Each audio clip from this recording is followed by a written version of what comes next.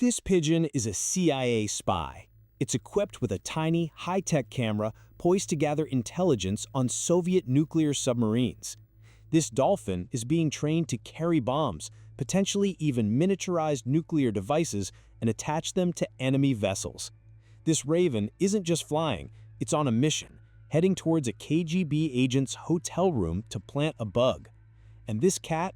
It was sent to spy on a Chinese diplomat, fitted with a microphone surgically implanted in its ear and an antenna woven into its tail.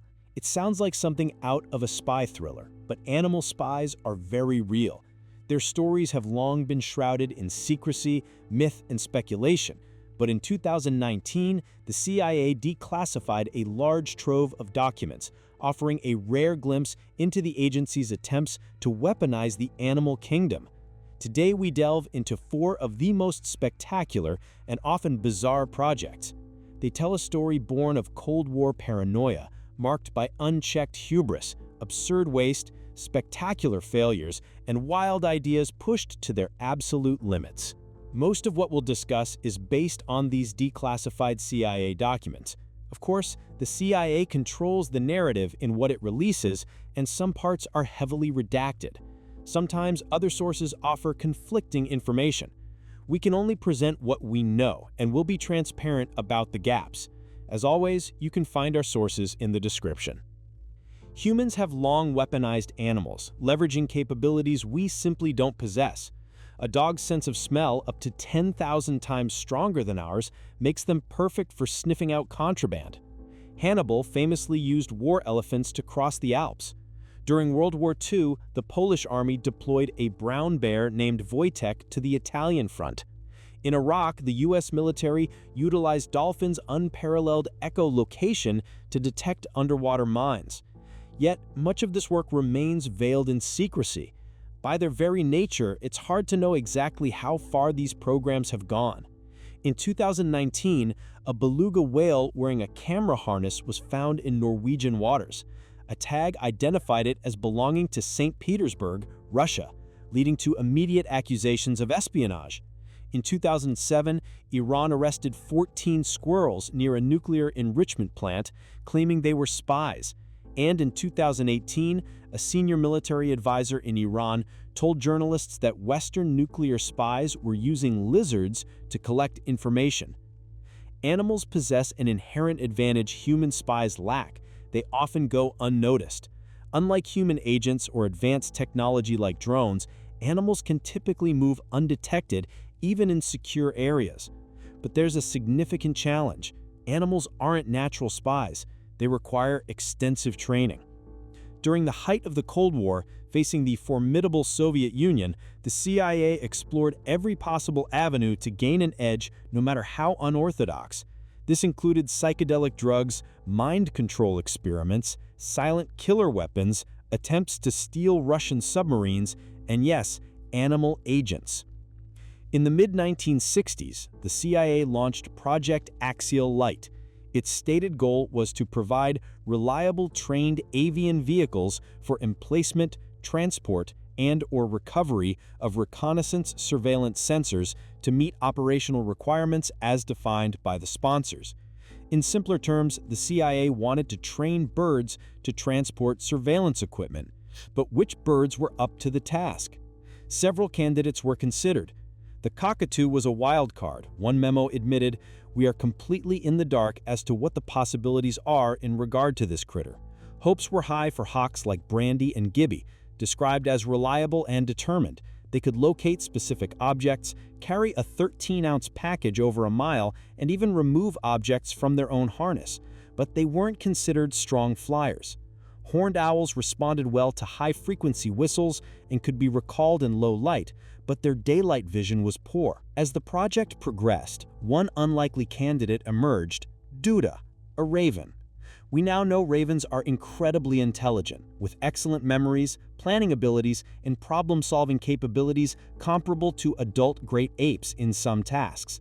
While CIA documents are typically dry, Duda was Project Axial Light's superstar. One agent dedicated an entire page to the saga of Duda. Project Axial Light began at a Navy facility on San Clemente Island, California. Here, the CIA tested birds' endurance, tasking them to fly from the island to a boat and back. This sounds simple, but the distance was challenging and winds were strong. Most birds managed 50 yards to 1.5 miles, but Duda flew 3.5 miles initially, almost doubling that distance months later. He was also a natural problem solver, figuring out the optimal altitude for unique wind conditions in each session. Aggressive native birds posed a major threat. Wild gulls and ravens learned the training schedule, lying in wait to attack. Duda adapted. To avoid gulls, he flew higher. The wild ravens were tougher. They'd hide behind bluffs. Duda's solution? Engage in brief dogfights, leading the ravens further offshore until they gave up and turned back. Ravens' intelligence extended beyond flight. According to Navy animal trainer Bob Bailey, they could be taught to recognize specific desks, open drawers, and carry objects like file folders. The CIA trained ravens like Duda extensively and eventually used them in the field. According to CIA documents, here's the plan. A CIA agent needs to record a secret conversation. They know the location, a specific room in a building. To get a recording device close without being noticed, the agent goes to a nearby building with a view, no more than 300 feet away. With them is a trained raven. At the right moment, the agent aims a tiny flashing laser at the target window ledge. They release the raven, which carries a disguised listening device in its beak, flying to the laser spot to plant it. The agent then signals the raven's return with a special desk lamp. Later, the raven is sent back to retrieve the device using the same method. This is how it's described in the document Operator's Manual, Avian Delivery System. In reality, things didn't go so smoothly. Training a wild animal to be a spy is incredibly difficult and time-consuming. If the CIA is still training animals today, they're likely using modern tools to manage the complexity. The whole process is quick, easy, and a lot less challenging than spy training a raven. Back to the ravens. When they were molting, they couldn't fly comfortably. One bird placed the device on the wrong windowsill. Even when a device made it to the correct sill, the microphone picked up so much ambient noise, the recording was useless. The document suggests this technique was attempted only once, and it seems to have failed. Tragically, Duda's luck eventually ran out. One day he was attacked by a pair of wild ravens he'd faced before. All 3 birds vanished, and Duda never returned. He was presumed killed in action. "The saga of Duda mourns his loss," wrote his trainer. "He was in a class by himself, a very large bag of tricks, and was loved by all. I shouldn't have been too surprised when he so quickly became a star on this project." The anonymous agent concluded, "In spite of our deep sense of loss, we do understand such tragedies are inevitable." Ravens weren't the only birds the CIA turned into covert agents. Project Axial Light also aimed to transform the humblest of birds into eyes in the sky. It's September 1976. Aerial photos show the Soviets building nuclear submarines in Leningrad, now St. Petersburg, but the CIA needs more detail. Spy planes fly too high, satellites are too distant for high-resolution photos. Pigeons offered a solution. A pigeon could fly just 100 feet over a target, day or night, in any weather. Crucially, no one would notice it, and pigeons are easily trained. Pigeons have a long history in warfare.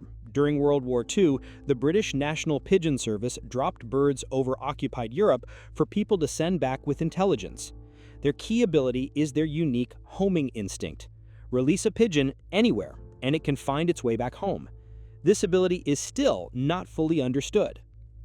To exploit this for aerial photography, the CIA's Office of Research and Development created special 16mm cameras and harnesses. Made of leather with Velcro tabs, the harnesses allowed full movement while holding the lightweight, miniaturized camera steady. The camera had a battery-powered motor, advanced film, and cocked the shutter. A timer would trigger it to take 150 to 220 photos over a few minutes. The camera and harness together weigh just 39.5 grams. For useful images, pigeons needed to fly directly over the target at the right time. But pigeons fly home in more or less direct line. If the target was on that line, there was a good chance. But covert operations meant release points weren't always ideal. Some areas were restricted or too exposed. To overcome this, handlers tried to teach ABC flight. Point A, release, point B, target, and point C, home loft. Initially, temporary targets, point B, were set short distances away and pigeons were rewarded for flying to them. The reward at B was later removed, but they only got a reward at C if they flew over B first. This conditioned them for the A to B to C route. Longer training flights used 20-foot diameter inflatable white radomes as point B. Training occurred in lofts in Oregon, Virginia, Missouri, and Alaska. Alaska was chosen for its geographical similarity to areas of interest in the Soviet Union. Results were mixed. Many birds were lost. Some flew away. Some were killed by wild birds. Many on longer flights flew too low over freeways and were hit by cars. Lost birds meant lost time and expensive equipment. Even when trained, birds completed the ABC mission only about 1 in 4 times. However, a simpler AC flight still held potential. If the release point, A, was chosen carefully, with the target area between it and the home loft, C, CIA analysts believed there was a high probability birds would fly over the target and get the required photos. So the CIA knew the Soviets were building nuclear submarines in Leningrad's Admiralty and Sudamek shipyards and needed high-resolution photos. Time for the pigeons. An agent would need to release the birds with the shipyards between themselves and the home loft. Doing this undetected required clandestine release techniques.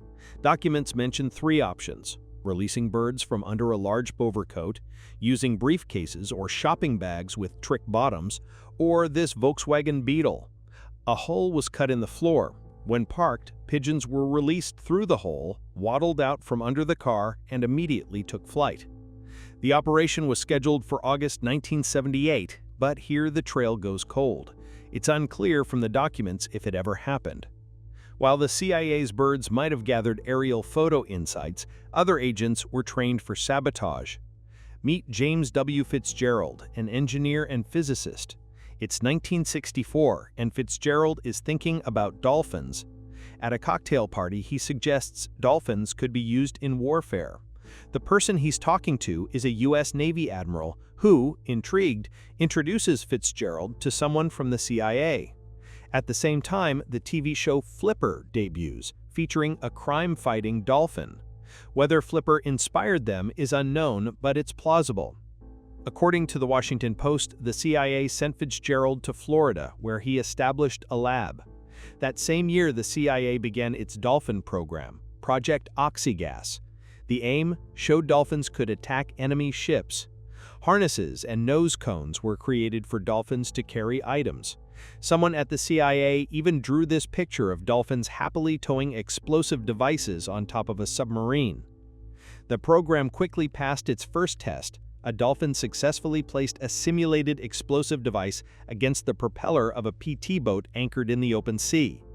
In November 1964, the Deputy Assistant Director of Research and Development wrote that Project Axial had progressed more rapidly than we anticipated. What sort of simulated explosives were they? The sentence specifying this is redacted. Conventional explosives seem likely, but why the secrecy? A 2021 Popular Mechanics article suggests a haunting possibility. In 1965, miniaturized nuclear weapons might have seemed achievable. The magnitude of such an idea would certainly explain the continued secrecy. The initial success led to other goals. Trainers explored having dolphins place listening devices on enemy nuclear submarines, hoping for high-quality recordings to understand how the subs worked.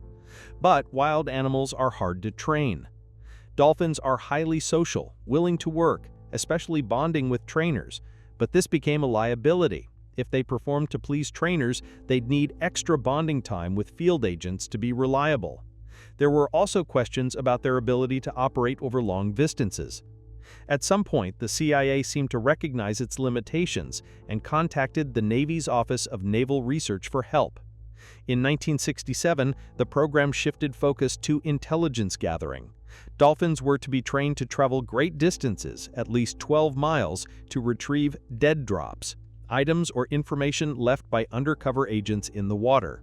A memo from September 14th suggests oxygas became a joint CIA and Department of Defense program. The CIA seemed unsure oxygas would yield actionable results, and the program appeared to be losing momentum. A make-or-break demonstration was scheduled for December to decide its fate. The demonstration seems to have failed. After that date, there are no further mentions of Project Oxygas in the CIA documents. Surviving drawings and photographs offer glimpses of what it might have looked like.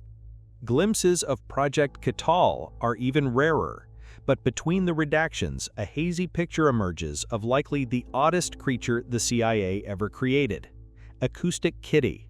Acoustic Kitty is the legendary project of Project Kitty, the CIA's dog and cat program.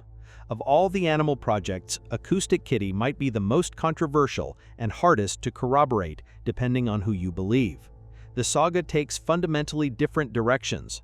Here's the CIA story. In 1964, the agency wanted to eavesdrop on conversations held in the open, like two Soviet agents in a public park. Getting close and focusing on the conversation without attracting attention was key. The solution? Cats, which often prowl unnoticed. A microphone was surgically placed inside a cat's ear canal, a transmitter under loose skin, and an antenna woven into its fur. The procedure was described as low-risk, humane, and minimally invasive. But a cat is still a cat. It can only be trained so far and will eventually do what it wants. Acoustic Kitty was never deployed, and the devices were carefully removed. But Victor Marchetti, special assistant to the CIA's deputy director in the 1960s, tells a very different story. His version, sometime in the 1960s, the CIA surveilled a Chinese diplomat in France. Their bugs picked up all room noise, including a squeaking couch, making voices inaudible. This was typical of microphones then. Ears, however, can focus on specific sounds and exclude others, like having a conversation at a noisy party. Acoustic Kitty's design leveraged this. When it turned its head, it would direct the microphone inside its ear. According to Marchetti, to implant the equipment, they slit the cat open, put batteries in him, wired him up, including putting a power pack in his abdomen. The tail was used as an antenna. They made a monstrosity. To focus on a conversation, Acoustic needed training. Handlers found hunger or sexual arousal caused it to wander off, so they attached wires to its brain to monitor and neutralize those impulses. Marchetti claims the CIA did attempt to use Acoustic Kitty in the field. The cat was then put on a test, sent across the street to eavesdrop on a conversation, being monitored by a van loaded with equipment. And as this poor little monstrosity waddled across the street, a taxi cab came down and ran over it. So it was $25 million down the drain. $25 million was a lot of money then. The CIA disputes Marchetti's account, claiming his comments were a joke. The unclassified documents offer no help. The single document about Acoustic Kitty is heavily redacted. The CIA didn't just train and transform animals, it also recreated them. This looks like a dragonfly, but it's the Insectoopter, a tiny gas-powered listening device created in the 70s. It contained a microphone, flapped its wings rapidly, and could fly over 600 feet a minute guided by a laser. A remarkable technical achievement, but with serious limitations. Even a light breeze threw it off course. It was never used operationally. In a memo, the CIA's Deputy Director of Research and Development wrote that unfocused experimentation in the animal programs represented the worst kind of waste in terms of manpower and money. The declassified documents often suggest the CIA was simply exploring animal capabilities without clear objectives. The results were indeed disappointing. Ravens trained for years were killed by wild birds, pigeons disappeared with thousands of dollars worth of gear, and, depending on who you believe, an expensive cyborg cat was either useless or immediately run over by a taxi. The documents suggest that by the mid-1970s, the animal projects had largely fizzled out. Despite these setbacks, the quest to weaponize nature continues. DARPA, the U.S. Defense Advanced Research Projects Agency, has explored controlling insects for espionage. In 2012, MIT developed a neural probe plugging into moths' nervous systems to control flight. Engineers at the University of Washington implanted moth antennae into a drone, the Smellicopter, to detect smells. In 2018, DARPA announced the Persistent Aquatic Living Sensors program, exploring using aquatic creatures as living alarm systems, including bioluminescent bacteria that light up when disturbed, or studying sounds from snapping shrimp and Goliath groupers to detect intruders. It remains to be seen whether DARPA or the CIA can truly harness the natural world for intelligence purposes, or whether wilderness will remain just that, wild. Perhaps someday we'll discover if any real success stories lie hidden within all those redactions.